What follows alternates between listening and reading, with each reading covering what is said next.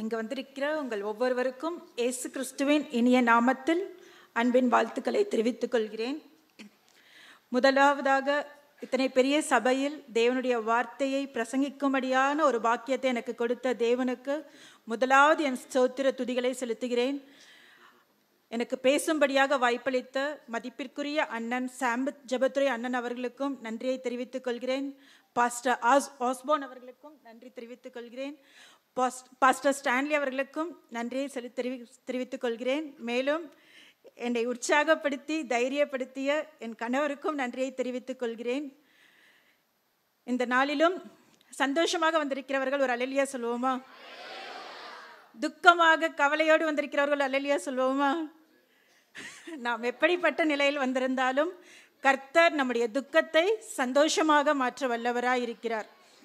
சரி, நாம் தலைகளை தாழ்த்தி ஜெபம் செய்வோம்.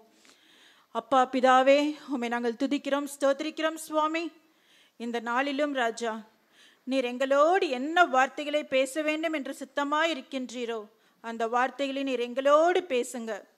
வனாந்திரத்தில் இஸ்ரவேல் ஜனங்கள் பசியோடு இருந்தபோது வானத்து மன்னாவை கொடுத்து நீர் அவர்களை போஷித்தீர். இந்த நாளிலும் இந்த ஜனங்கள் ராஜா, நாங்கள் உம்மை தேடி வந்திருக்கிறோம். எங்களுக்கும் நீர் தேவையான மன்னாவை கொடுத்து எங்களை நீங்கள் திருப்திப்படுத்த போகிறதற்காக, ஆசீர்வதிக்க போகிறதற்காக உமக்கு நாங்கள் நன்றி செலுத்துகிறோம். வந்தவர்கள் ஒருவரும் வெறுமையாய் போகக்கூடாது சுவாமி. நீர் எங்களுக்கென்று கொடுத்த மன்னாவை நாங்கள் திருப்தியோடு புசித்து செல்லும்படியான ஒரு ஸ்லாக்கியத்தை எங்களுக்கு தாங்க. நீங்க பேசுங்க, நாங்க கேட்கிறோம். இயேசுவின் மூலம் அடிக்கிறோம் நல்ல பிதாவே, ஆமேன். இந்நாட்களில் நம்ம எங்கே பார்த்தாலும் சிறு பிள்ளைகள் முதல் பெரியவர்கள் வரை எல்லாரும் ஒரு விதமான பயத்தோடு கலக்கத்தோடு இருக்கிறதை பார்க்கலாம். படிக்கின்ற பிள்ளைகளுக்கு பரீட்சையை குறித்த பயம், பெற்றோர்களுக்கு என் பிள்ளை எப்படி தேர்வு எழுத போகிறானோ, என்ன மதிப்பெண் பெறுவானோ என்ற அவர்களுக்கு ஒரு விதமான பயம். நிறைய பிள்ளைகளுக்கு பார்த்தால் எக்ஸாம் டைமில் தான் உடம்பு சரியில்லாமல் போகும், ஃபீவர் வரும். இதை எக்ஸாம் ஃபீவர்னு சொல்லுவாங்க. ஆனால் இந்நாட்களில் பிள்ளைகளுக்கு ஃபீவர் வருதோ இல்லையோ, நிறைய பேரண்ட்ஸ்க்கு தான், முக்கியமாக இந்த பப்ளிக் எக்ஸாம் எழுதுகிற பேரண்ட்ஸ்க்கெல்லாம் பார்த்தா எல்லாருமே ஒரு டென்ஷனோடு தான் இருக்காங்க. பேரண்ட்ஸ் எல்லாம் பார்த்தா அது மாத்திரம் இல்லை, வேலை செய்கிறவர்களுக்கு மேலதிகாரியை குறித்து பயம். வியாபாரம் செய்கிறவர்களுக்கு நஷ்டம் இல்லாமல் நான் வியாபாரத்தை நடத்த வேண்டுமே, என் வியாபாரத்தில் நான் லாபத்தை பார்க்க வேண்டுமே என்று அவர்களுக்கு ஒரு விதமான கவலை. கடன் பிரச்சனையில் இருக்கிறவர்களுக்கு என் கடன் பிரச்சனையிலிருந்து நான் எப்போது மீண்டு வருவேனோ என்று அவர்களுக்கு ஒரு விதமான கவலை. வியாதியோடு இருக்கிறவர்களுக்கு நான் சுகத்தை பெற்றுக்கொள்வேனா, என் வியாதியிலிருந்து எனக்கு ஒரு சுகம் கிடைக்குமா என்று அவர்களுக்கு ஒரு விதமான கவலை. வயது முதிர்ந்திருக்கிறவர்களுக்கு வயதான காலத்தில் நான் யாருக்கும் பாரமாகி விடக்கூடாது என்று அவர்களுக்கு ஒரு விதமான கவலை. இப்படியாக சிறு பிள்ளைகள் முதல் பெரியவர்கள் வரை எல்லோரும் ஒரு விதமான பயத்தோடும் கலக்கத்தோடும் தான் இருக்கிறார்கள். இந்த கலக்கம், கவலை ஒரு மனிதனுக்கு எதனால் வருகிறது என்று பார்த்தோமானால், நான் தனியாக இருக்கிறேன், நான் தனியாக கஷ்டப்படுகிறேன், என்னால் என்னுடைய பிரச்சனைகளை சமாளிக்க முடியுமா, என்னுடைய பிரச்சனையிலிருந்து என்னால் மீண்டு வர முடியுமா என்ற ஒரு பயத்தினால் தான் வருகிறது. நம் வேதத்தில் பார்த்தோமானால் மார்த்தாள் மரியாள் என்ற சகோதரிகளை குறித்து நாம் வாசித்திருப்போம். இந்த மார்த்தாளை பார்த்து இயேசு கிறிஸ்து சொல்கிறார், நீ அநேக காரியங்களை குறித்து கவலைப்பட்டு கலங்குகிறாய் என்று சொல்கிறார். அவர் எப்போது சொன்னார் என்று பார்த்தோமானால், மார்த்தாள் இயேசு கிறிஸ்துவிடம் வந்து, நான் தனியாக இருக்கிறேன், உமக்கு கவலை இல்லையா என்று இயேசு கிறிஸ்துவை பார்த்து கேட்கிறார். அந்த வீட்டில் பார்த்தோமானால் மார்த்தாள் தனியாக இல்லை. மரியாள் என்ற அவருடைய சகோதரியும் அதே வீட்டில்தான் இயேசுவின் பாதத்தருகே உட்கார்ந்து அவருடைய வார்த்தைகளை கேட்டுக்கொண்டிருந்தாள். அப்படி இருக்கும்போது மரியாள் உணராத தனிமையை மார்த்தாள் உணர்ந்ததற்கு காரணம் என்ன? அவள் இயேசு கிறிஸ்துவை குறித்து சரியாக அறியாதவளாக இருந்திருக்கலாம். நாமும் கூட ஆலயத்திற்கு போகிறோம், ஜெபம் செய்கிறோம், ஜெப கூட்டங்களுக்கு போகிறோம், வேதத்தை வாசிக்கிறோம். ஆனால் அநேக நேரத்தில் நாம் என்னதான் விசுவாசிகளாய் இருந்தாலும் ஒரு பிரச்சனை என்று வரும்போது நம்முடைய மனதில் பயமும் கவலையும் வந்துவிடுகிறது.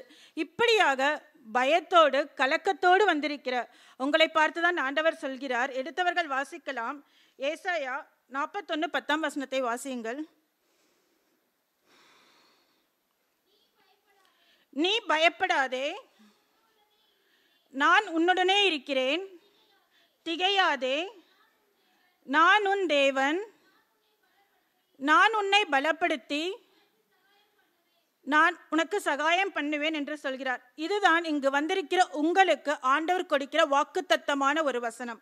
சரி, இந்நாட்களில் உலகம் முழுவதும் ஆண்டவருடைய பாடுகளை குறித்தும் அவர் நமக்காக செய்த தியாகத்தை குறித்தும் தியானித்துக் கொண்டிருப்பார்கள். நாமும் கூட இந்நாட்களில் இயேசு கிறிஸ்து சிலுவையில் வெளிப்படுத்திய அன்பை குறித்து தான் நாம் தியானிக்க போகிறோம். உலகமெங்கிலும் பார்த்தால் பலவிதமான பண்டிகைகள் கொண்டாடப்படுகின்றன. இந்த பண்டிகைகள் நம்முடைய சந்தோஷத்தை வெளிப்படுத்துகிற ஒரு அடையாளமாக இருக்கின்றன. சிலர் பண்டிகைகளின் காரணத்தை தெரிந்து புரிந்து கொண்டாடுகிறவர்களும் உண்டு.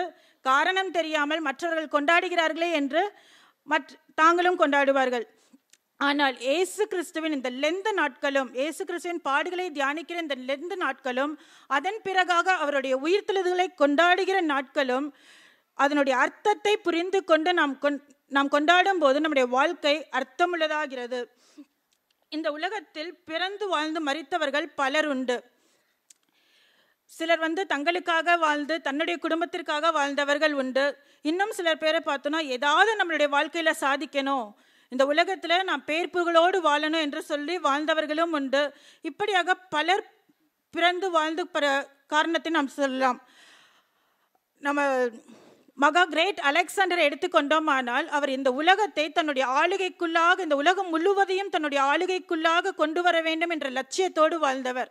அதே போல அலெக்சாண்டர் ஃப்ளெமிங் என்ற மருத்துவரை எடுத்துக்கொண்டால் அவர் அந்நாட்களில் பார்த்தோமானால் மனிதர்கள் சீக்கிரமாக மரித்து விடுவார்களாம். ஏதாவது ஒரு நோய் வந்தால் சீக்கிரமாக மரித்து விடுவார்களாம். அப்படியாக இருந்த நாட்களில் அவர்கள் நீண்ட நாள் பிழைத்திருக்க வேண்டும் என்று பல முயற்சிகளை செய்து பெனிசிலின் என்ற மருந்தை கண்டுபிடித்தாராம். அன்னை திரேசா, நாம் நன்கு அறிந்த அன்னை திரேசா அவர்கள் நோயுற்ற பிள்ளைகளின் நல்வாழ்விற்காக தன்னுடைய வாழ்க்கையே தியாகம் செய்தவர்.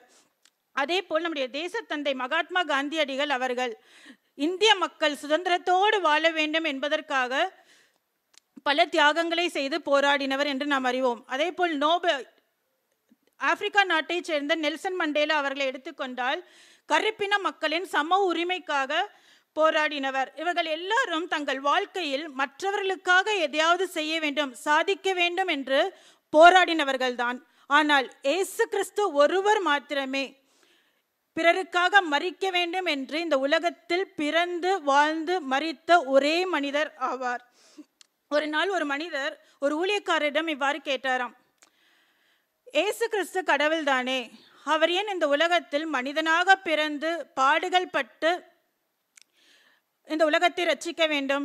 அவர் வேற ஏதாவது ஒரு வழியில இந்த உலகத்தை ரட்சித்திருக்கலாமே அப்படின்னு சொல்லி ஒரு மனிதர் ஒரு ஊழியக்காரர்கிட்ட கேட்டாராம். அதற்கு அந்த ஊழியக்காரர் சொன்னாராம், கடவுள் கடவுளாகவே இருந்து கொண்டு மனிதன் இப்படி இருக்கக்கூடாது, இப்படி நடக்கக்கூடாது, பெருமையோடு இருக்கக்கூடாது, தாழ்மையுடன் நடந்து கொள்ள வேண்டும், கோபப்படக்கூடாது, பொறுமையோடு இருக்க வேண்டும், தீய வழியில் நடக்கக்கூடாது, இப்படியான எல்லாவற்றிலும் ஸ்தோத்திரம் செய்ய வேண்டும், இப்படி பல காரியங்களை அவர் சொல்லி இருந்தால் மனிதர்கள் என்ன சொல்லியிருப்பார்கள்? தலைவலியும் ஜரமும் அவங்கவுங்களுக்கு வந்தாதான் தெரியும், கடவுள் மேலே இருந்துக்கிட்டு மனுஷன் இப்படி இருக்கக்கூடாது, அப்படி இருக்கக்கூடாது அப்படின்னு சொன்னால் நம்ம இந்த உலகத்தில் படுகிற பாடுகளும் வேதனைகளும் அவருக்கு என்ன தெரியும் அப்படின்னு சொல்லி மனிதர்கள் புலம்பி இருப்பார்கள். ஆனால் அப்படிப்பட்ட ஒரு கேள்விகளுக்கு கூட இடம் கொடுக்க கூடாதுன்றதுனால்தான் இயேசு கிறிஸ்து இந்த உலகத்தில் மனிதனாக பிறந்து மனிதனாக வாழ்ந்து மனிதன் இந்த உலகத்தில் பாடுகளை எப்படி சகிக்க வேண்டும் என்று வாழ்ந்து காட்டினார் என்று சொல்லி அந்த ஊழியக்காரர் அந்த மனிதனுக்கு விளக்கம் கொடுத்தாராம்.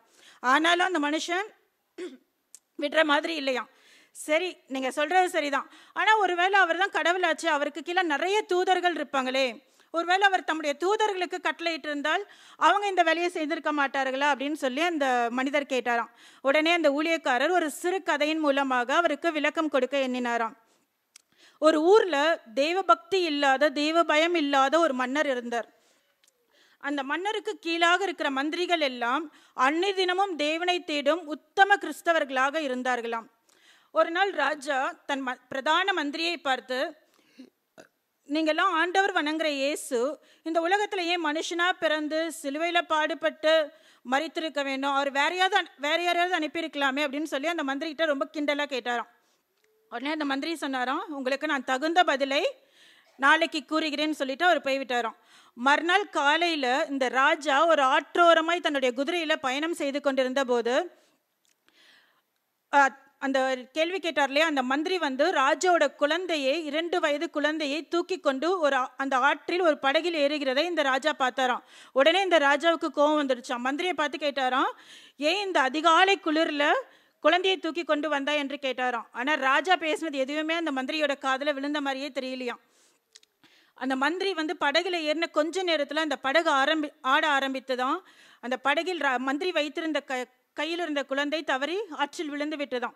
அதை பார்த்து கொண்டிருந்த ராஜா ரொம்ப பயந்துட்டாராம். அச்சோ, என்னுடைய குழந்தைக்கு என்ன ஆச்சோ அப்படின்னு சொல்லி உடனே அந்த குதிரையிலிருந்து இறங்கி தன்னுடைய ராஜ வஸ்திரத்தெல்லாம் கலட்டி போட்டுட்டு ஆற்றில் குதிச்சு வேகமா நீந்தி ஆற்றில் தத்தளித்துட்டு இருந்த அந்த குழந்தையை தூக்கிக்கிட்டு படகுல ஏறினாராம். படகுல ஏறிட்டு உணர்ச்சியற்ற உடலை, அந்த குழந்தையின் உடலை பார்த்து, ஐயோ என் மகனுக்கு என்ன சம்பவிச்சதோ தெரியலையே, அவன் மறைத்து போயிட்டானா அப்படின்னு சொல்லி அந்த குழந்தையோட முகத்தை உற்று பார்த்த போதுதான் அவர் கவனிச்சாராம், அது அவருடைய குழந்தை இல்லை, அது ஒரு பொம்மைன்னு பார்த்தாராம். அவருக்கு சற்று ஆறுதலா இருந்தாலும் ஆனா அவருக்கு அந்த மந்திரி மேல ரொம்ப கோவம். ஏன் இந்த மந்திரி இப்படி செய்யணும் அப்படின்னு சொல்லி கோவத்தோட அந்த மந்திரியை பார்த்து கேட்டாராம், நீங்க ஏன் இப்படி செஞ்சீங்க அப்படின்னு கேட்கும் போது அந்த மந்திரி ரொம்ப அமைதியா கேட்டாராம், ராஜாவே, நீங்க உங்களோட உயிரை ரொம்ப பெருசா பொருட்படுத்தாம நீங்க ஏன் ஆற்ற குதிச்சு இந்த பொம்மையை எடுத்தீங்க அப்படின்னு சொல்லி கேட்டாராம். அதுக்கு அந்த ராஜா சொன்னாராம், காரணம், நான் என் மகனை ரொம்ப நேசிக்கிறேன், அவன் மேல நான் ரொம்ப பாசம் வைத்திருக்கிறேன், அதனால நான் யாரையும் எதிர்பார்க்கல, என் மகனை காப்பாற்றுவதற்கென்று தான் நான் இந்த ஆற்றில் குதித்தேன் அப்படின்னு சொன்னாராம். உடனே அந்த மந்திரி சொன்னாராம், நேற்று நீங்க கேள்வி என்ன கேட்டீங்கல்ல, ஏசு ஏன் இந்த பூமியில மனுஷனா பிறக்கணும், எதற்காக மனிதனா பிறந்து இந்த பாடுபட்டு இந்த மனிதர்களை ரட்சிக்கணும்னு கேட்டீங்களா, அதுக்கு பதில் சொல்லும்படிதான் நான் இப்படி செஞ்சேன். ஏசு கிறிஸ்துவும் இந்த மனிதர்கள் மேல் மிகுந்த அன்பு வைத்திருக்கிறார். இந்த மனிதர்கள் பாவ சேற்றில் மூழ்கி மரித்து போகாதபடிதான் அவரே இந்த உலகத்தில் மனிதனாக பிறந்து நம்மை ரட்சிக்கும்படியாக வந்தான்னு சொல்லி அந்த ராஜாவுக்கு அந்த மந்திரி விளக்கினாராம். இப்படியாக ஒரு கதையை சொல்லி அந்த ஊழியக்காரரும் தன்னிடம் கேள்வி கேட்ட மனுஷனுக்கு விளக்கம் கொடுத்தாராம். இயேசு கிறிஸ்து நம் மேல் வைத்த அன்பின் நிமித்தமாகத்தான் இந்த உலகத்திற்கு மனிதனாக பாடுகள் பட்டு தன் ஜீவனையே ஜீவபலியாக கொடுத்தார். எடுத்தவர்கள் வாசிக்கலாம். யோவான் 3:16.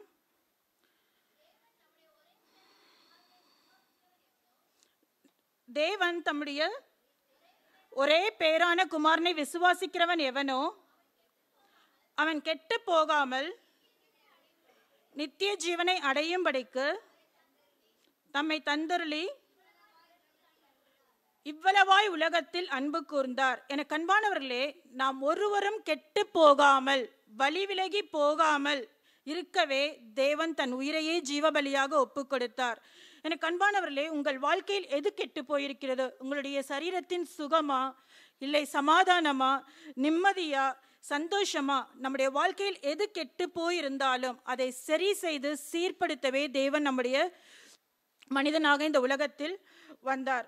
ஒரு பிள்ளை கெட்டு போகாமல் பாவத்தில் விழாமல் நல்லொழுக்கமுள்ளையாக பிள்ளையாக வளர வேண்டும் என்று யார் நினைப்பார்கள்? அந்த பிள்ளையின் மேல் அன்பும் பாசமும் கொண்ட பெற்றோர் தான் நினைப்பார்கள். அப்படிப்பட்ட அன்பும் பாசமும் நிறைந்த தேவன் தான் நம்முடைய தேவன். இப்படிப்பட்ட அன்பு நிறைந்த தேவன் சிலுவையில் வெளிப்படுத்திய அன்பை குறித்து தான் நாம் பார்க்க போகிறோம். முதலாவது, சிலுவையில் அன்பில் சமாதானம் உண்டு என்று பார்க்க போகிறோம். எடுத்தவர்கள் ஏசாயா 53:5 வாசிக்கலாம். அடுத்தது கொலேசியர் 1:20 வாசிங்க. நம்முடைய மீறுதல்களின் நிமித்தம் அவர் காயப்பட்டு நம்முடைய அக்கிரமங்களின் நிமித்தம் அவர் நொறுக்கப்பட்டார், நமக்கு சமாதானத்தை உண்டு பண்ணும் ஆக்கினை அவர் மேல் வந்தது, அவருடைய தழும்புகளால் நாம் குணமாகிறோம். அடுத்தது கொலேசியர் 1:20. அவர் சிலுவையில் சிந்தின இரத்தத்தினாலே சமாதானத்தை உண்டாக்கி. போதுமா? போதும். இயேசு கிறிஸ்து தேவனுடைய குமாரனாயிருந்தும் அவருக்கு எல்லாம் இருந்தும் சமாதானத்தை இழந்து தவிக்கும் மனிதனுக்கு சமாதானத்தை கொடுக்கும்படியாக தன்னுடைய சமாதானத்தை இழக்க அவர் ஒப்பு கொடுத்தார். எபிரேயர் 12:2 சொல்கிறது, அவர் தமக்கு முன் வைத்திருந்த சந்தோஷத்தின் பொருட்டு அவமானத்தை எண்ணாமல் சிலுவையை சகித்தார் என்று சொல்லப்பட்டிருக்கிறது. இயேசு கிறிஸ்து இருந்த நாட்களில் சிலுவை தண்டனை என்பது மிகவும் அவமானத்திற்குரிய ஒன்றாக, வேதனைக்குரிய ஒன்றாக கருதப்பட்டது. கொலை குற்றம் செய்தவர்களை, கொள்ளைக்காரர்களை, மிகவும் கொடியவர்களைத்தான் அப்படிப்பட்ட சிலுவை மரணத்திற்கு உட்படுத்துவார்களாம். இப்படியாக எல்லாருக்கும் முன்பாக சிலுவையில் அறையப்படுவது என்பது மிகவும் அவமானத்திற்குரிய ஒன்றாக கருதப்பட்டது. சிலுவை தண்டனை பெற்றவர்கள் தாங்கள் செய்த குற்றத்திற்காகவும் தவறுகளுக்காகவும் தண்டனை ஏற்றார்கள். ஆனால் இயேசு கிறிஸ்துவோ நம்மேல் வைத்த அன்பின் நிமித்தம் நாம் சமாதானத்தோடு இருக்க வேண்டும் என்பதற்காக சிலுவை தண்டனையூடாக கடந்து சென்றார். இந்த இயேசு கிறிஸ்துவின் அன்பை நாம் உணர்ந்திருக்கும் போது, அவருடைய அன்பு நம்முடைய இருதயங்களில் ஊற்றப்பட்டிருக்கும் போது, நாம் ஒருவரும் பிரிவினையை குறித்தோ சண்டைகளை குறித்தோ யோசிக்கவே மாட்டோம். ஆனால் இன்று அநேக குடும்பங்களில் பார்த்தால் சமாதானம் இல்லை. சமாதானம் என்பது இன்று பல குடும்பங்களில் ஒரு கேள்விக்குறியாகவே இருக்கின்றது.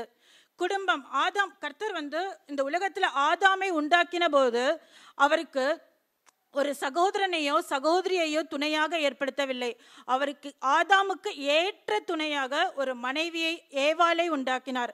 அது நல்லதென்றும் கண்டார் என்று வேதத்தில் நாம் பார்க்கிறோம். அப்படியாக குடும்பம் என்பது கர்த்தர் ஏற்படுத்தின ஒரு உன்னதமான திட்டம்.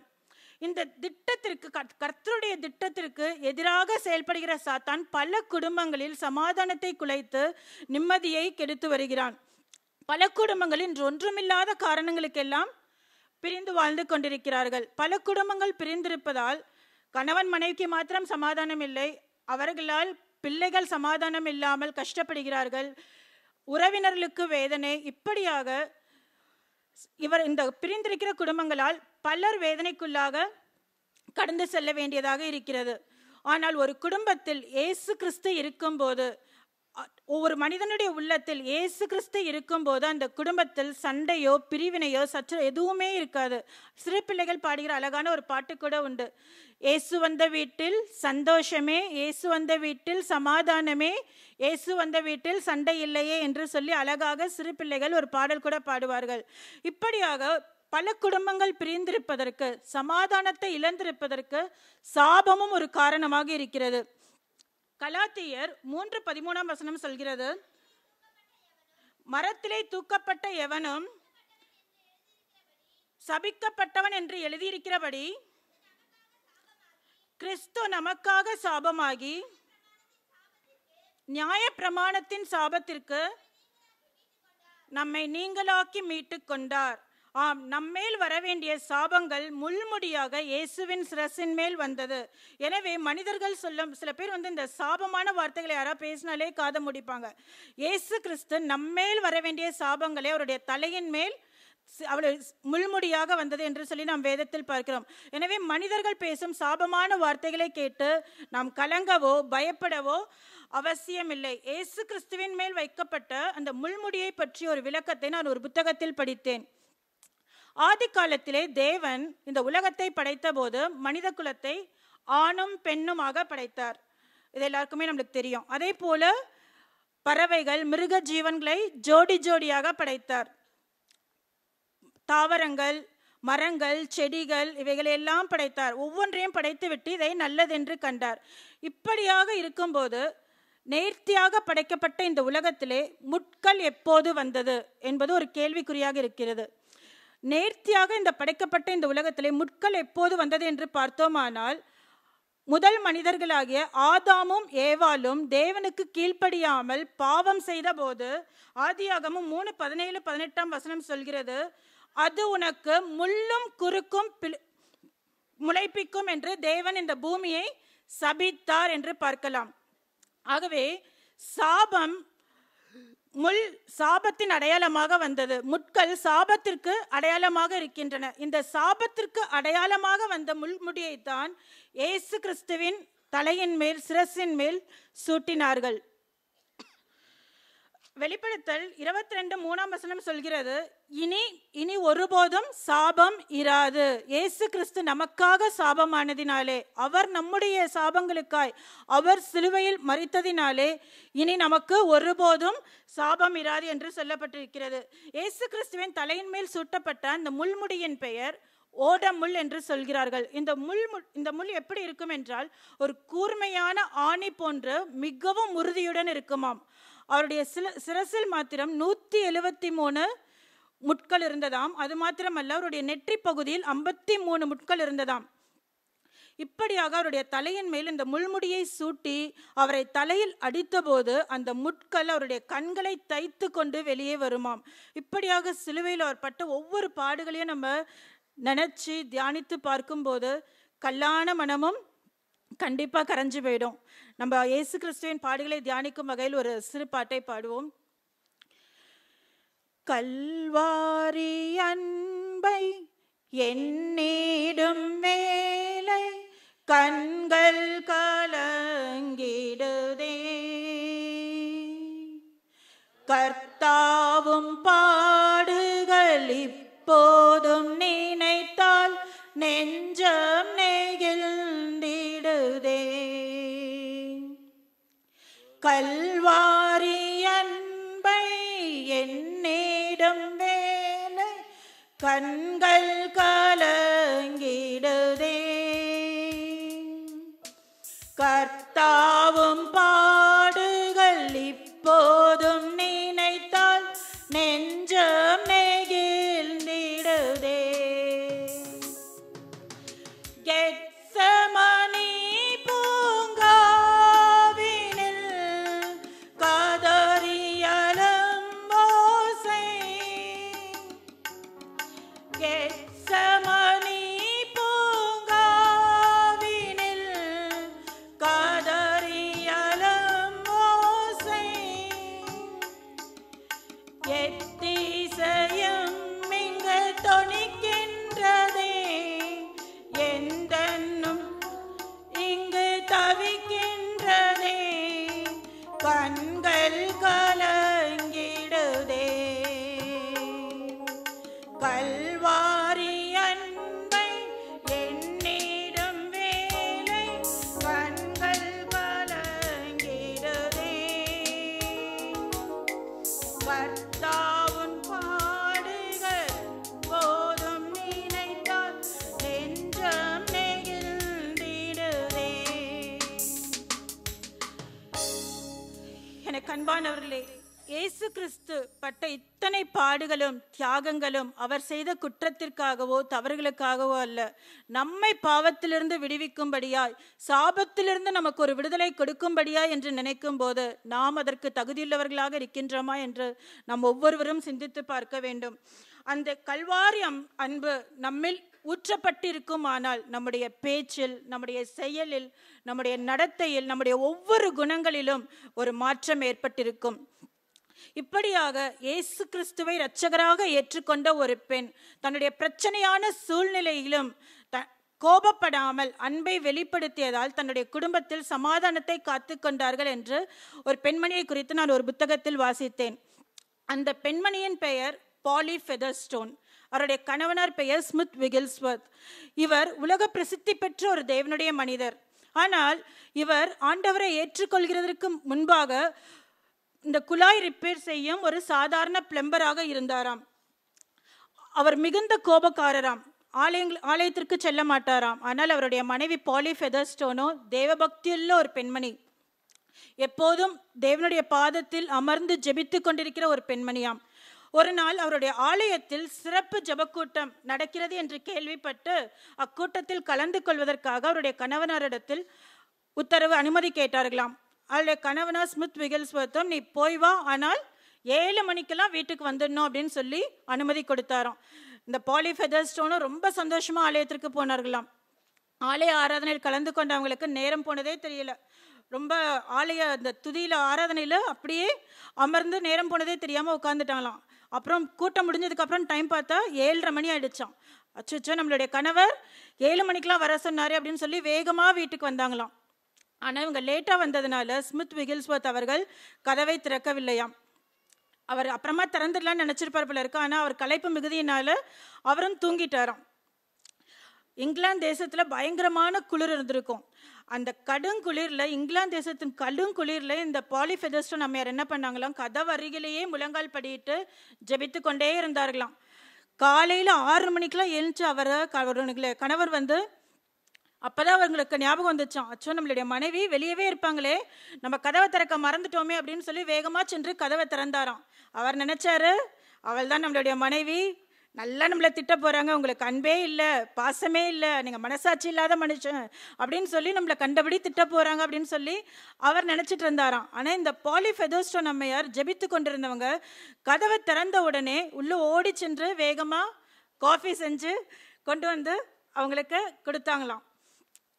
அதை பார்த்த உடனே அவருக்கு ஒரே ஆச்சரியமாயிடுச்சான். கண்டிப்பாக இந்த இங்கிலாண்டோட கடும் குளிரில் ஒரு மக்கள் இவ்வளோ ஒரு நாள் ஃபுல்லாக வெளியில் இருந்தாங்கன்னா அவங்க விரைச்சி போயிருப்பாங்க. ஆனால் இது ஒரு மனித தன்மைக்கு மேற்பட்ட ஒரு காரியம். அப்படியானா நம்மளுடைய மனைவி ஆராதிக்கிற ஒரு தேவன், அவர் ஒரு விசேஷித்தமான தேவன் அப்படின்னு சொல்லி அவர் அறிந்து கொண்டாராம்.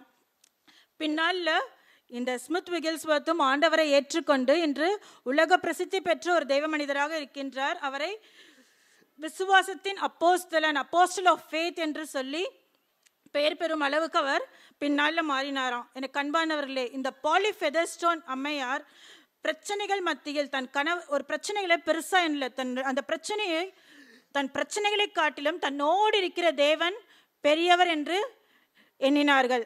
இயேசு கிறிஸ்துவின் அன்பு அவருடைய இருதயத்தில் ஊற்றப்பட்டிருந்தது. அதுதான் அவங்களுடைய குணத்திலும் வெளிப்பட்டது. இன்றைக்கு நம்ம எல்லாம் நிறைய பேர் ஆலயத்திற்கு வருவோம். ஆலயத்திற்கு வரும்போது நம்ம எல்லாம் அப்படியே இயேசு கிறிஸ்துவின் அன்பினால் நிறைந்திருப்போம். ஆனால் வெளியே போகும்போது நம்முடைய குணங்கள் எப்படி மாறுகிறதுன்னு சொல்லி நம்மளுக்கு தான் தெரியும். இங்கே மாத்திரம் இல்லை, நம்ம எல்லா இடத்துலையும் வெளியே போகும்போதும் சரி, இல்லை பஸ்ஸில் பிரயாணம் பண்ணும்போதும் சரி, நம்ம வேலை செய்கிற இடத்திலும் சரி, வீட்டு பக்கத்தில் இருக்கிறவர்களும் சரி, நம்மை பார்க்கிறவர்கள் சொல்லணும், இவர்கள் கிறிஸ்தவர்கள், கிறிஸ்துவை உடையவர்கள் என்று சொல்லும்படியாக நம்முடைய வாழ்க்கை இருக்க வேண்டும். ஒருவேளை இந்த பாலிஃபெதோஸ்டோன் அம்மையார் அவர்கள் தன்னுடைய கணவனோடு சண்டை போட்டிருந்தால், பிரச்சனையை பெரிதுபடுத்தி இருந்தால் என்ன இருக்கும்? குடும்பம் பிரிந்திருக்கும். பின்னால் அவங்க குடும்பமா இணைந்து ஊழியம் செய்கிறதற்கு வாய்ப்பில்லாமல் போயிருக்கும். ஆனால் அவங்க ஆண்டவருடைய அன்பு அவங்களுக்குள்ள ஊற்றப்பட்டிருந்ததுனால, அவங்க அந்த அன்பை வெளிப்படுத்தினதுனால அந்த குடும்பத்தில் சமாதானம் நிலைத்திருந்தது. அந்த சமாதானம் நம்முடைய ஒவ்வொருவருத்திற்குள்ளும் நிலைத்திருக்கணுன்றதுனால தான் ஆண்டவர் சிலுவை மரணத்திற்குள்ளாக கடந்து சென்றார். அருமையானவர்களே, இன்னைக்கு நிறைய பேர் நினைச்சிட்டு இருக்காங்க, பயங்கரவாதத்திற்கு பயங்கரவாதமும், தீவிரவாதத்திற்கு தீவிரவாதமும், சண்டைக்கு சண்டை, பலிக்கு பலிதான் பிரச்சனைகளுக்கு தீர்வு என்று சொல்லி பலர் நினைத்து கொண்டிருக்கிறார்கள். தேச தலைவர்கள், உலக தலைவர்கள் தேசங்களுக்கிடையே சமாதானத்தை கொண்டு வருவதற்காக பல முயற்சிகளை செய்கிறார்கள். தூதர்களை அனுப்புறாங்க, அவங்களுக்கு ரெப்ரசன்டேட்டிவா தூதர்களை அனுப்பி சமாதான பேச்சுவார்த்தை நடத்துகிறார்கள். ஆனால் தேசங்களுக்கிடையே சமாதானம்ன்றது எட்டாத ஒரு கனியாகவே இருக்கிறது. ஆனால் நம்முடைய தேவன் மனிதர்கள் யோசிப்பதை போல யோசிக்கவில்லை, தூதர்களை அனுப்பவில்லை. மாறாக இந்த உலக மனிதர்கள் நாம சந்தோஷமா சமாதானமா நிம்மதியா இருக்கணும்ன்றதுக்காக தன்னையே ஜீவ பலியாக ஒப்பு கொடுத்தார். இந்த ஒப்பற்ற இயேசு கிறிஸ்துவின் அன்பு நம்மில் ஊற்றப்பட்டிருக்கும். ஆனால் நம்முடைய குடும்பத்தில், வேலை செய்கிற இடத்தில், வீட்டு பக்கத்தில், ஒவ்வொரு ஆலயத்தில், சபைகளில், ஒவ்வொரு இடத்திலும் நாம் சமாதானத்தை வெளிப்படுத்துகிற மக்களாக இருப்போம். இரண்டாவதாக பார்த்தோன்னா, சிலுவையின் அன்பில் மன்னிப்பு உண்டு. எடுத்தவர்கள் வாசிக்கலாம். லூக்கா 23:34 வசனத்தை வாசிங்க. அப்பொழுது இயேசு, பிதாவே, இவர்களுக்கு மன்னியும், தாங்கள் செய்கிறது இன்னதென்று அறியாதிருக்கிறார்களே என்று சொல்கிறார். எனக்கு அன்பானவர்களே, இயேசு கிறிஸ்துவின் பாடுகளின் மூலம் நமக்கு கிடைக்கும் ஒரு செய்திதான் மன்னிப்பு. மன்னிப்பு என்று சொல்லும்போது பலர் சொல்வார்கள், நிறைய பேர் சொல்லுவாங்க, அவங்க தப்பு செஞ்சாங்க அதனால தண்டனை அனுபவிக்கிறாங்க, நான் ஏன் மன்னிக்கணும், எதுக்காக மன்னிக்கணும் அப்படின்னு கேட்பாங்க. சில பேர் மன்னிப்பு கேட்குறத கௌரவ கரைச்சலான்னு நினைப்பாங்க. சிறு பிள்ளைகளுக்கெல்லாம் ஏதோ ஒரு பொருளை கொடுத்து தேங்க்ஸ் சொல்லு அப்படின்னு சொன்னால் உடனே தேங்க்ஸ் சொல்லிடுவாங்க. ஆனால் ஒரு தப்பு செஞ்சுட்டாங்க, சாரி கேளுமா அப்படின்னு சொல்லி பாருங்க, அவங்களுக்கு என்னதான் புரியுதுன்னு தெரியாது, ஆனால் சாரி கேட்கறதுக்கு ரொம்ப யோசிப்பாங்க.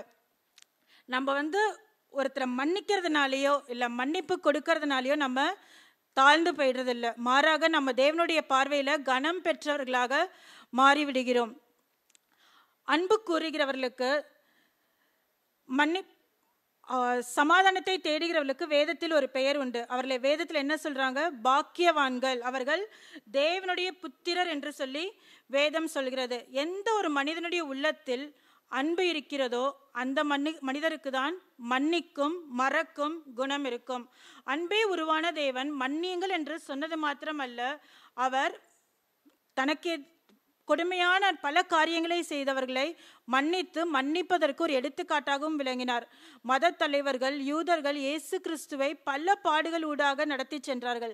அவமானமான பேச்சுகளை பேசினார்கள், நிந்தையான வார்த்தைகளை பேசி அவரை அவமானப்படுத்தினார்கள். அப்படிப்பட்ட மனிதர்களையும் இயேசு கிறிஸ்து பிதாவே இவர்களுக்கு மன்னியும் என்று சொல்லி அவர்களுக்காக ஜெபம் செய்தார்.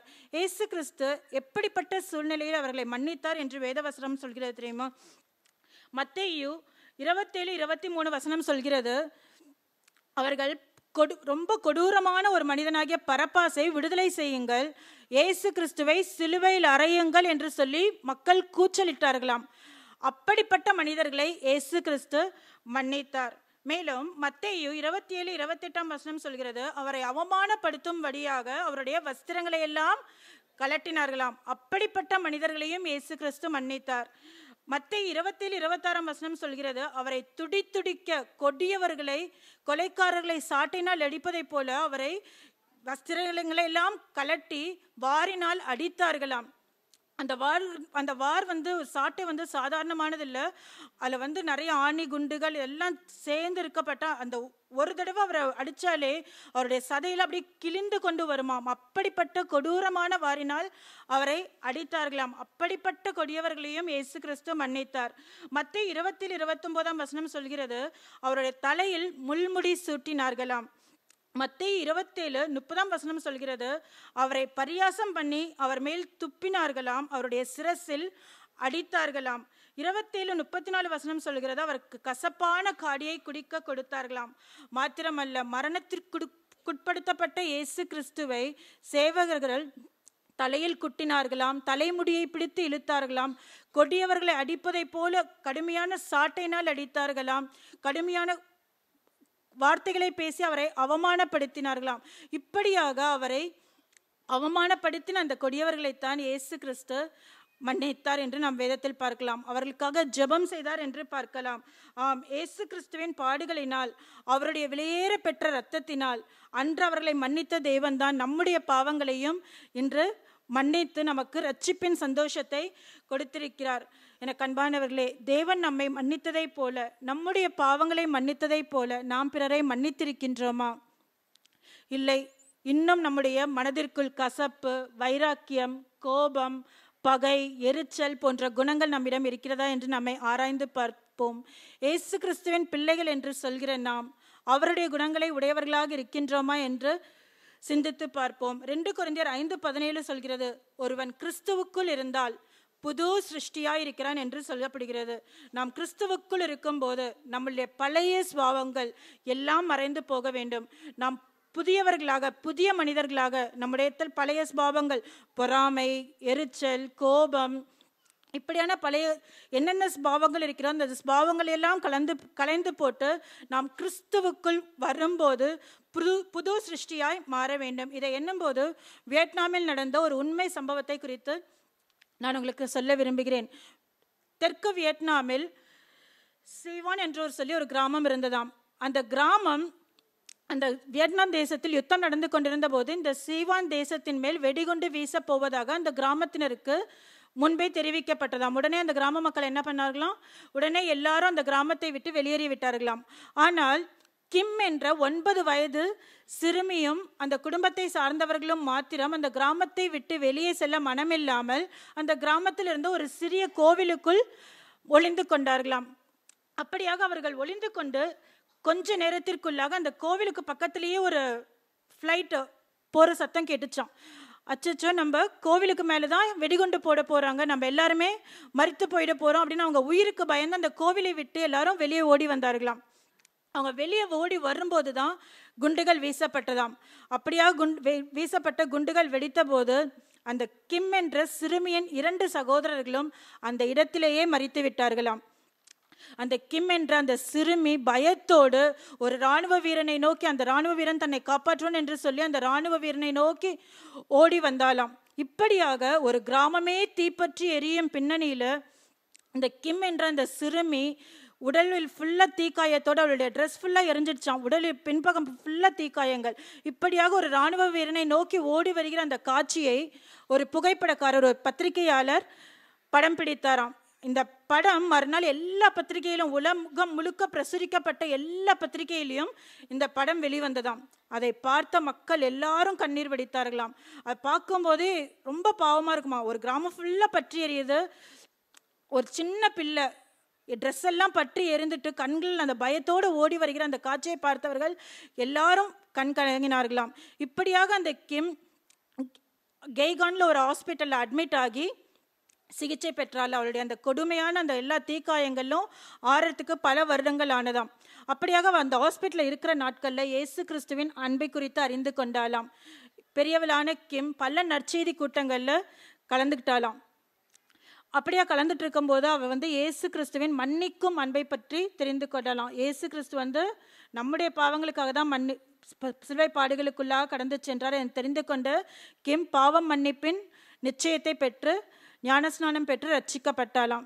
பின்னால் அவளுக்கு திருமணமானதாம். திருமணமான அவள் கனடா தேசத்தில் தன் கணவருடன் குடியேறினாலாம். கனடா தேசத்துக்கு கிம் வந்ததை இந்த வியட்நாமில் பத்திரிகைகளில் வந்த கிம் தான், இந்த சிறு பெண் தான் கிம் என்று கேள்விப்பட்ட அந்த கனடா தேசத்தில் உள்ளவர்கள் கிறிஸ்தவர்கள் இவளை நற்செய்தி கூட்டங்களில் சாட்சி சொல்வதற்காகவும் இயேசு கிறிஸ்துவின் அன்பை பகிர்ந்து கொள்வதற்காகவும் இவளுக்கு அழைப்பு கொடுத்தார்களாம்.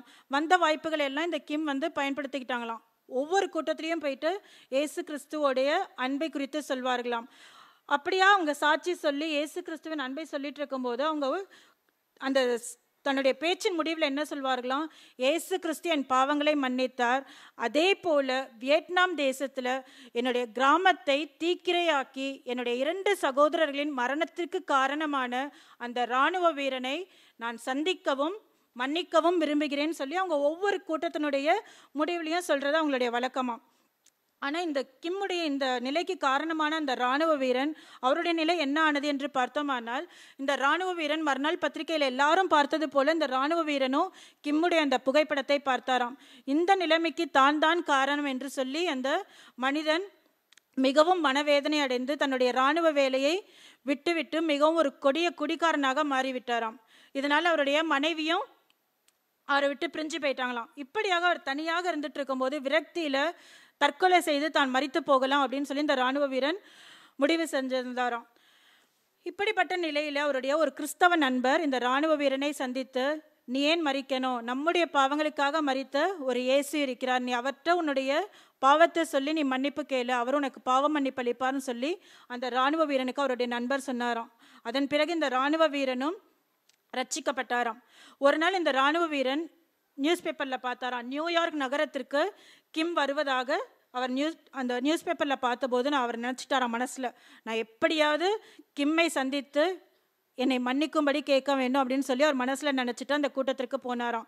கிம் அந்த கூட்டத்தில் தேவனுடைய வார்த்தையை பகிர்ந்து கொண்டார்களாம். வழக்கம் போல் அவங்க எப்பவும் சொல்கிறது போல் அவங்க அந்த கூட்டத்தின் முடிவில் சொன்னாங்களாம், நான் அந்த இராணுவ வீரனை சந்திக்க விரும்புகிறேன், அவரை பார்த்து இயேசு கிறிஸ்து என் பாவங்களை மன்னித்ததை போல நானும் அவருடைய தவறை மன்னிக்க விரும்புகிறேன்னு சொல்லி சொன்னாங்களாம். உடனே அந்த இராணுவ வீரன் மேடையை நோக்கி சென்றாராம். கிம்மை பார்த்து சொன்னாராம், நான் தான் அந்த இராணுவ வீரன், என்னை மன்னிப்பீங்களா அப்படின்னு கேட்டாராம். அந்த கிம் அடைஞ்ச மகிழ்ச்சிக்கு அளவே இல்லையாம்.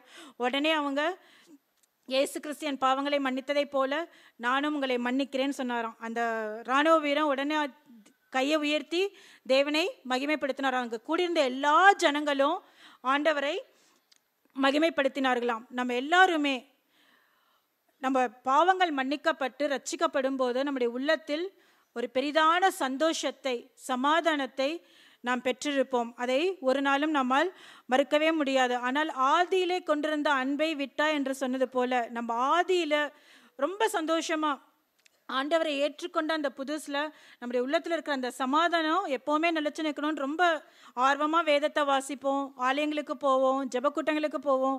ஆனா கொஞ்சம் கொஞ்சமா அந்த அன்பு இன்னைக்கு வரைக்கும் இருக்கான்னு கேட்டா எல்லாருமே குறைஞ்சிட்டே தான் வந்திருக்கோம். ஆண்டவர் ஆதியிலே கொண்டிருந்த அன்பை விட்டான்னு சொல்லி சபை மக்களை பார்த்து சொன்னதே போல்தான் அவர் நம்மளை பார்த்து இன்னைக்கும் அவர் வேதனைப்படுகிறவராக இருக்கிறார்.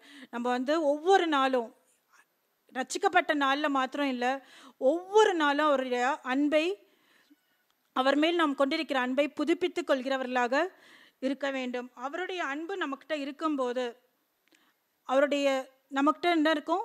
அவர் நம்முடைய பாவங்களை மன்னித்ததை போல நமக்கும் பிறருடைய பாவத்தை மன்னிக்கும் அவருடைய ஸ்பாவம் நமக்கும் வரும். மூன்றாவதாக பார்த்தோன்னா, சிலுவையில் அன்பில் மேன்மை உண்டு. எபிரேயர் 12:2 வாசிக்கலாம். அவர் தமக்கு முன் வைத்திருந்த சந்தோஷத்தின் பொருட்டு அவமானத்தை எண்ணாமல் சிலுவையை சகித்தார். தேவனுடைய சிங்காசனத்தின் வலது பாரிசத்தில் வீற்றிருக்கிறார். ஒரு மனிதன் நாள் முழுவதும் கடினமான ஒரு வேலையை செய்ய அழைக்கப்படுகிறான்னு வச்சுக்கலாம்.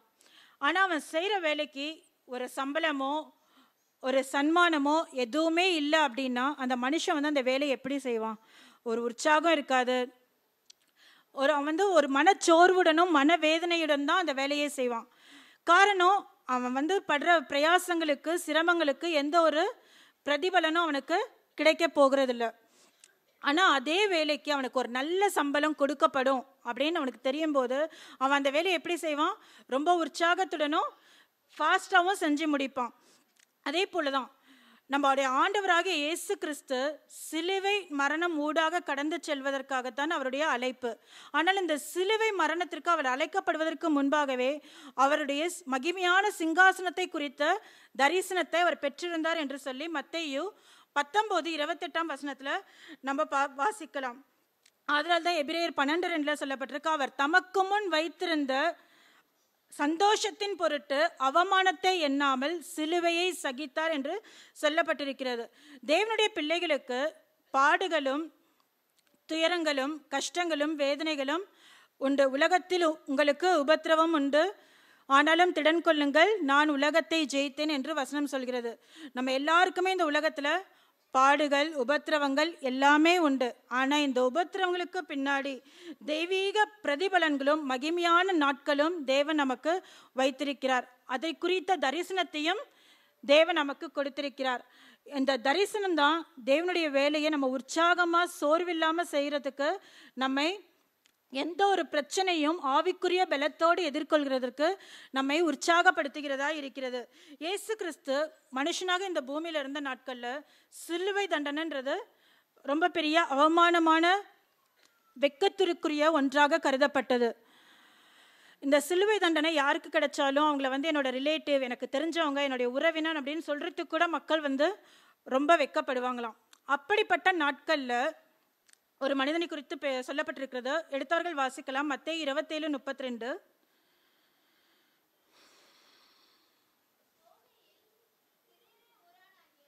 அதுக்கு முன்னாடி இந்த வசனத்திலிருந்தே வாசிக்கலாமா? அவரை பரியாசம் பண்ணின பின்பு அவரை கொடுத்தின மேலங்கியை கலற்றி அவருடைய வஸ்திரங்களை அவருக்கு உடுத்தி அவரை சிலுவையில் அறையும்படி கொண்டு போனார்கள். போகையில் சிரேனே ஊரானாகிய சீமோன் என்னப்பட்ட மனுஷனை அவர்கள் கண்டு அவருடைய சிலுவையை சுமக்கும்படி அவரை பலவந்தம் பண்ணினார்கள். சுமார் 800 மைல் தூரம் பிரயாணம் பண்ணி தன்னுடைய குடும்பத்தோடு பஸ்கா பண்டிகையை கொண்டாட வேண்டும் என்று சந்தோஷமாக கொண்டிருக்கிறார் இந்த சிரேனே ஊரானாகிய சீமோன் என்ற மனிதர். ஆனால் இந்த மனிதரை நிறுத்தி பலவந்தப்படுத்தி இயேசு கிறிஸ்துவின் பார சிலுவையை சிறிது தூரம் சுமக்க வேண்டும் என்று சொல்லி அந்த சேவகர்கள் பலவந்தப்படுத்தினார்கள் என்று வேதத்தில் நாம் பார்க்கிறோம். சீமோன் பண்டிகை கொண்டாட வந்த இடத்துல இந்த அவமானமா நினைக்கிற ஒரு சிலுவையை சுமந்தது அவர் எத்தனை ஒரு அவமானமா நினைச்சிருப்பாரு, வெக்கத்திற்குரிய ஒன்றாக நினைச்சிருப்பாரு. ரொம்ப பரிதாபத்திற்குரிய ஒரு காரியம் இல்லை. அவருக்கு அந்த நாட்கள்ல இயேசு கிறிஸ்து எப்படிப்பட்ட மனிதர், அவர் யார் அப்படின்னு அவருக்கு தெரியுமோ தெரியாதோ அப்படின்னு கூட தெரியல. ஒருவேளை அவர் உள்ளத்துல நினைச்சிருக்கலாம், ஏதோ ஒரு குற்றவாளியுடைய சிலுவையை, அவன் அனுபவிக்க வேண்டிய தண்டனையை நான் அனுபவிக்கிறேனே, என்னை பார்க்குற மக்கள் நான் தான் ஏதோ தப்பு செஞ்சுட்டேன்னு என்னை நினைச்சுப்பாங்களே அப்படின்னு சொல்லி அவர் ரொம்ப சங்கடம் கூட பட்டிருக்கலாம்.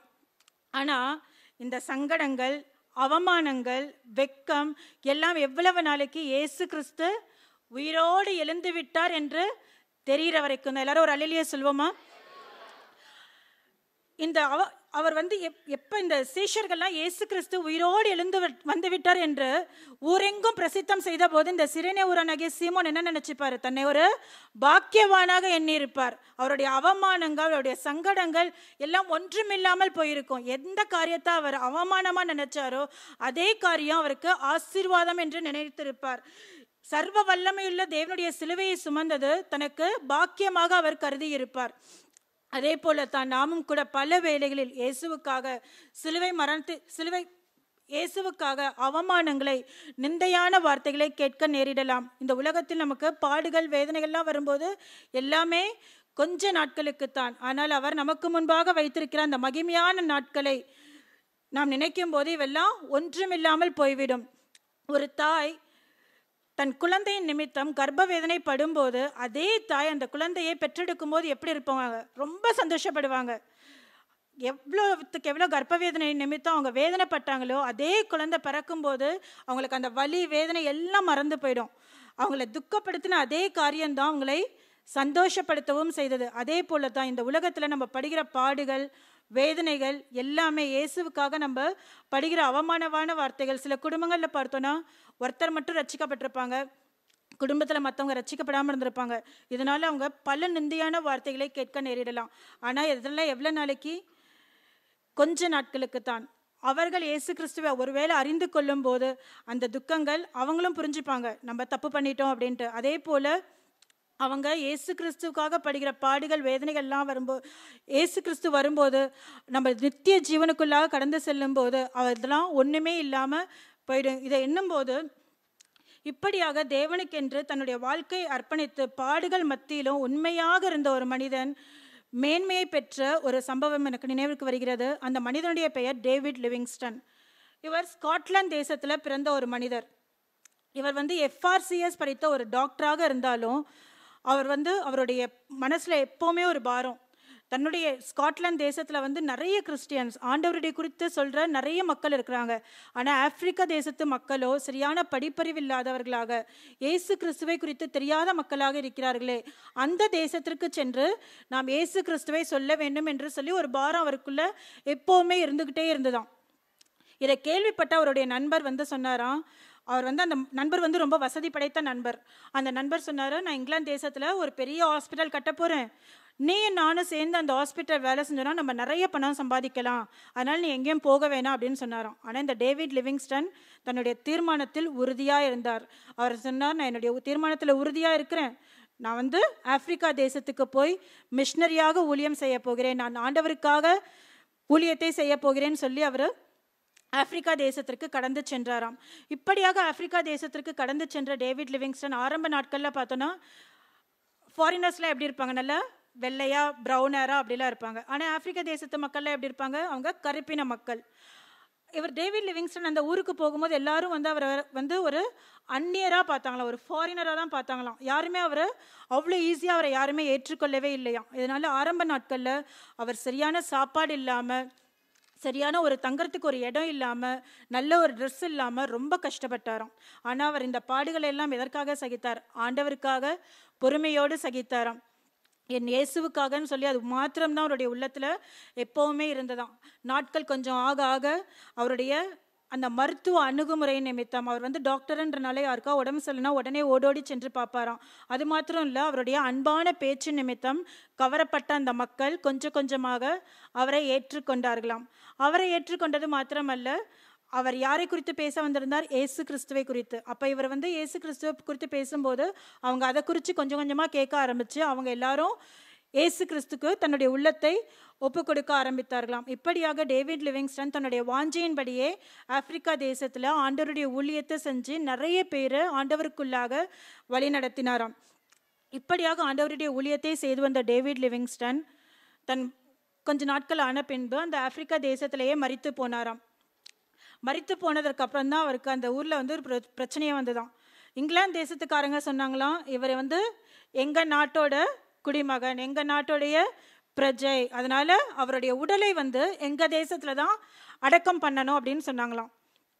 ஆனால் இந்த ஆப்பிரிக்கா நாட்டுக்காரங்க சொன்னாங்க, இல்லை, அவருடைய மனசெல்லாம் எங்கள் மேலே தான் வாஞ்சியாக இருந்தது, அவர் எங்களுக்காக தான் உயிரையே கொடுத்தாரு. அதனால அவருடைய சரீரத்தை எங்க தேசத்துல தான் அடக்கம் பண்ணணும் அப்படின்னு சொல்லி ஆப்பிரிக்கா தேசத்துக்காரங்க சொன்னாங்களாம். இப்படியாக 2 தேசத்து மக்களும் அவருடைய உடலை வைத்துக்கொண்டு பேசிக்கொண்டிருக்கும் போது இந்த பேச்சுக்கு ஒரு சமரச முடிவை கொண்டு வரும்படியாக அந்த நாட்களிலே இங்கிலாந்து தேசத்து ராணியாக இருந்த விக்டோரியா அவங்க இந்த பேச்சுக்கு ஒரு முடிவை கொண்டு வந்தாங்களாம். அவர் இங்கிலாந்து தேசத்து குடிமகன். அதனால அவருடைய உடலை இங்கிலாந்து தேசத்திலும் அவருடைய இருதயம் எப்பவுமே யாருக்காக பாரப்பட்டுச்சு? ஆப்பிரிக்கா தேசத்துக்காக பாரப்பட்டது. அதனால அவருடைய இருதயத்தை ஆப்பிரிக்கா தேசத்திலும் அடக்கம் பண்ணணும் அப்படின்னு சொல்லி அவங்க ஒரு முடிவை சொன்னாங்களாம். அது எல்லாருக்கும் சரின்னு பட்டதுனால அவருடைய உடலை இங்கிலாந்து தேசத்திலும் அவருடைய இருதயத்தை ஆப்பிரிக்கா தேசத்திலும் அடக்கம் பண்ணினார்களாம். அவருடைய இந்த அடக்க ஆராதனைக்கு அவருடைய அந்த மருத்துவ நண்பரும் வந்திருந்தாராம். அவர் அவர் டேவிட் லிவிங்ஸ்டனை அடக்கம் பண்ற முறையையும் அவர் அடக்கம் பண்ற அந்த இடத்தையும் பார்த்து ரொம்ப ஆச்சரியப்பட்டாராம். காரணம், அந்த இங்கிலாந்து தேசத்துல இருக்கிற ராஜாக்கள் எல்லாம் எந்த இடத்துல அடக்கம் பண்ணுவாங்களோ அந்த இடத்துக்கு பக்கத்துல டேவிட் லிவிங்ஸ்டனை அடக்கம் பண்ணாங்களாம். அது மாத்திரம் இல்ல, ராஜ மரியாதையோடு அவர் அடக்கம் பண்ணாங்களாம். அதை பார்த்து அந்த மருத்துவர் சொன்னாராம், நான் இந்த உலகத்துல என்னதான் செல்வந்தனா பணக்காரனா இருந்தாலும் ராஜ குடும்பத்து பக்கத்துல அடக்கம் பண்ற ஒரு பாக்கியம் எனக்கு கிடைக்காது. இந்த டேவிட் லிவிங்ஸ்டன் ராஜாதி ராஜாவினுடைய வேலையை செஞ்சார், அதனால அவருக்கு இந்த மேன்மை கிடைத்திருக்கிறதுன்னு சொல்லி ஆச்சரியத்தோட சொன்னாராம். இந்த உலகத்துல மாத்திரம் டேவிட் லிவிங்ஸ்டனுக்கு மேன்மை கிடைத்திருக்காது, கண்டிப்பா பரலோகத்திலையும் அவரை குறித்து சந்தோஷப்பட்டிருப்பாங்க. இந்த உலகத்து ஆரம்ப நாட்கள்ல அவர் ஊழியத்துல பல பாடுகள் வேதனைகள் ஊடாக கடந்து சென்றாலும் அவருடைய நினைவெல்லாம் எதை குறிச்சிருந்து? இயேசுவுக்காக மாத்திரம்தான் இந்த பாடுகள்னு சொல்லி அவர் பொறுமையோடு அந்த பாடுகளை சகித்ததுனால அவர் பரலோகத்திலும் அவரை குறித்து சந்தோஷப்பட்டிருப்பார்கள். பரலோகத்திலும் அவருக்கு ஒரு மேன்மையான இடம் கிடைத்திருக்கும். எனக்கு அன்பானவர்களே, நாம் வாழ்கின்றதும் இந்த உலகத்துல ஒரே ஒரு வாழ்க்கை தான். ஏதோ நானும் வாழ்ந்தேன் பிறந்தேன் ஏதோ ஒரு வாழ்க்கை வாழ்றேன் அப்படின்னு இல்லாம நம்மளும் இயேசுவுக்காக வாழணும், நான் இயேசுவுக்காக எதையாவது செய்யணும் அப்படின்ற ஒரு அர்ப்பணிப்போடு நம்ம வாழும் போது தேவனும் கண்டிப்பா நம்மை மேன்மைப்படுத்துகிறவராக கனப்படுத்துகிறவராக இருப்பார். கண்டிப்பாக எல்லாருக்கும் முன்பாக நம்ம கனம் பெற்றவர்களாக இருப்போம். நாம் மரித்து போன ஒரு தேவனை ஆராதிக்க வரல.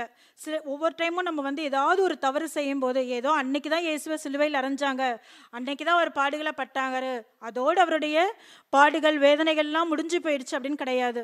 இன்னைக்கும் ஒவ்வொரு நாளும் நம்ம அவரை பட்ட பாடுகள்லாம் யாருக்காக? நமக்காகத்தான். ஆனால் அதெல்லாம் நம்மளுக்கு எல்லாருக்குமே தெரியும். ஆனால் தெரிந்திருந்தோம் சில சமயங்களில் நம்மை அறியாமல் நாம் தவறுகளை செய்யும் போது, நம்முடைய மனசாட்சி நமக்கு தவறுன்னு சொல்லும் போதும், நாம் சில பாவங்கள் செய்யும் போது நாம் இன்றைக்கும் இயேசு கிறிஸ்துவை சிலுவையில் அறைகிறவர்களாகத்தான் இருப்போம். ஒவ்வொரு நேரமும் நம்மளுக்கு அந்த நினைவு வரணும், நான் தப்பு செய்யும் போது நான் ஏசப்பாவை சிலுவையில் அறைகிறேன் அப்படின்னு சொல்லி அந்த உணர்வு நமக்கு இருக்கும்போது கண்டிப்பாக நம்ம எந்த ஒரு தவறும் செய்ய மாட்டோம்.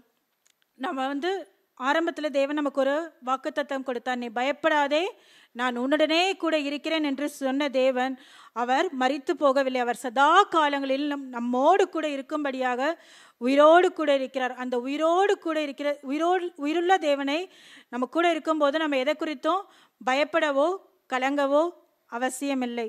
நாம் ஜெபம் செய்வோம். ஸ்தோத்திரிக்கிறோம் ராஜா, நன்றியோடுமே நாங்கள் துதிக்கிறோம். நீ பயப்படாதே நான் உடனே கூட இருக்கிறேன் என்று நீர் சொன்ன வார்த்தைகளுக்காய் நன்றி ராஜா. அப்பா, உம்முடைய பாடுகளை தியானிக்கும்படியாய் உம்முடைய தியாகத்தை ஒரு விசையாய் நினைவு கூறும்படியாய் ஒரு தருணத்தை நீர் எங்களுக்கு இன்று கொடுத்தீரே, உமக்கு நன்றி சுவாமி. தகப்பனே, இன்று மாத்திரம் நாங்கள் அதை நினைவு கூர்ந்து விட்டுவிடாமல் ஒவ்வொரு நாளும் எங்கள் கண்களுக்கு முன்பாக எங்கள் ஜெப நேரங்களில் நாங்கள் செய்கிற ஒவ்வொரு நேரங்களிலும் உம்முடைய பாடுகளை நாங்கள் நினைவு கூறுகிறவர்களாக இருக்க எங்களுக்கு அந்த கிருபையை தாங்க சுவாமி. நாங்கள் தகப்பனே உம்முடைய வழிகளை விட்டு வழி விலகி போகாதபடி தகப்பனே ஒவ்வொரு நாளும் உம்முடைய பிள்ளைகளாக இருக்க எங்களை தகுதிப்படுத்துங்க ராஜா. தகப்பனே, என்னுடைய தழும்புகளால் நீங்கள் சுகமாவீர்கள் என்று சொன்ன தேவன் தாமே அப்பா, இன்று வியாதியோடு வந்திருக்கிற ஒவ்வொருவரையும் நீங்க தொட்டு சுகப்படுத்துகிறதற்காய் நன்றி செலுத்துகிறோம் தகப்பனே. அப்பா, சமாதானத்தை இழந்து தவிக்கின்ற மக்களுக்கு அப்பா நீங்க சமாதானத்தை கொடுக்க போகிறதற்காய் நாங்கள் நன்றி செலுத்துகிறோம் சுவாமி. தகப்பனே, சாபத்திற்குள்ளாக இருக்கின்ற மக்களுக்கு இன்று சாபத்திலிருந்து விடுதலை கொடுக்க போகிறதற்காய் நன்றி செலுத்துகிறோம் செலுத்துகிறோம். பாவ மன்னிப்பின் நிச்சயத்தை இல்லாமல் இருக்கிறவர்களுக்கு ராஜா நீர் எங்களுக்கு இன்று பாவ மன்னிப்பின் நிச்சயத்தை தாங்க ராஜா.